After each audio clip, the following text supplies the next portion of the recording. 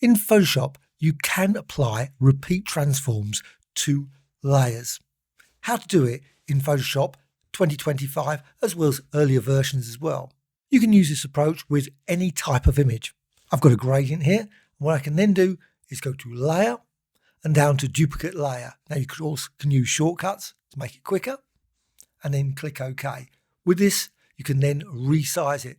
Make certain you've got the option here of Show Transform Controls and then resize this. And you can use these settings as well. And I'm just going to put that and press return. Also, next thing to do, I'm going to add a shadow. So I'm just going to go down here on the layer with that selected, go to Effects, click there, and then go to Drop Shadow. I'm just going to add a quick drop shadow. I can just position it anywhere. And of course, you could add other settings as well. Click OK. If you want to continue and repeat this, go to the keyboard, Command or Control, and then J. And that will again create a layer copy.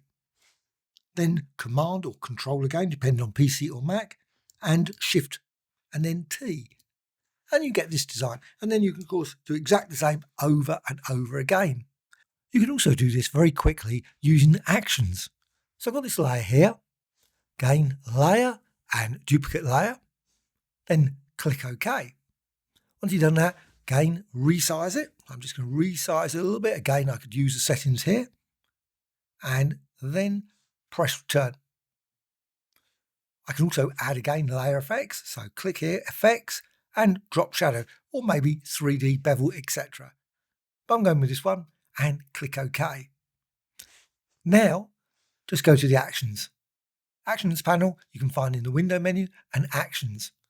And just go down the bottom here and create a new action. So just click here and then record.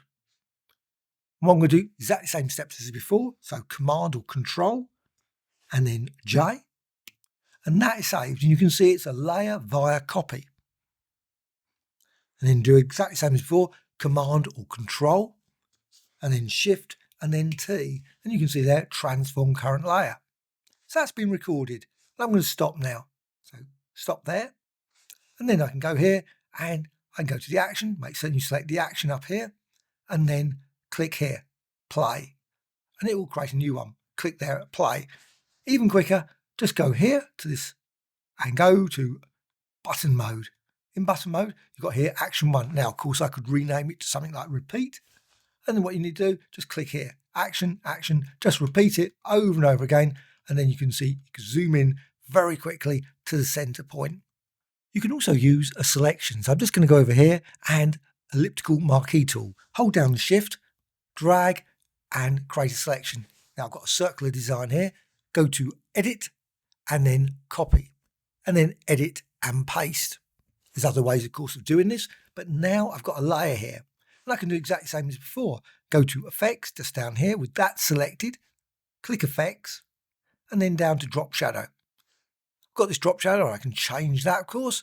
Also, I can go for Bevel Emboss. So I'm just going to add that using Emboss and Smooth and click OK.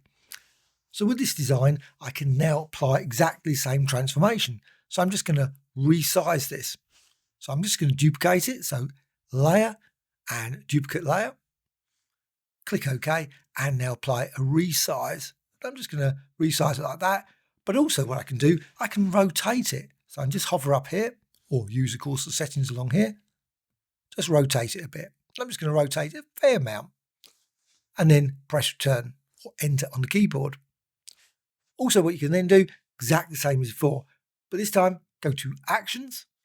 Again, let's just create a new one. So let's just go here, click the plus, create new action. So this one is repeat and turn and record.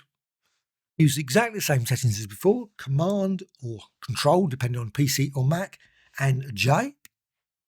And then exactly the same before, Command or Control again, Shift and T. And it's duplicated it, and you've also turned it as well in that transformation. But now you've got it over here. I can stop it. So just click here, make certain it's stopped, and now I can apply it again. So I'm just going to click here again. It's still selected. So repeat and turn, make certain that's selected there, and then just press play. And you can see now when you do that, it's turning it as well as shrinking it. And also again, go up here, put it into button mode, and you can click repeat and turn. And you can see as you do that, you get this lovely spiral-like design very quickly in Photoshop. And you can reduce it all the way down to a central point. And that's that. Hope you found this of interest. Any questions about Photoshop, of course, also other applications, but how to create other transforms, please let me know in the comments. Also, will you be using this technique? Do you use this technique? Always great to hear from you. A like or dislike, always appreciated.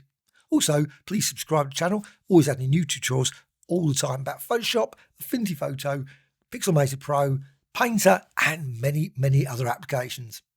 Bye.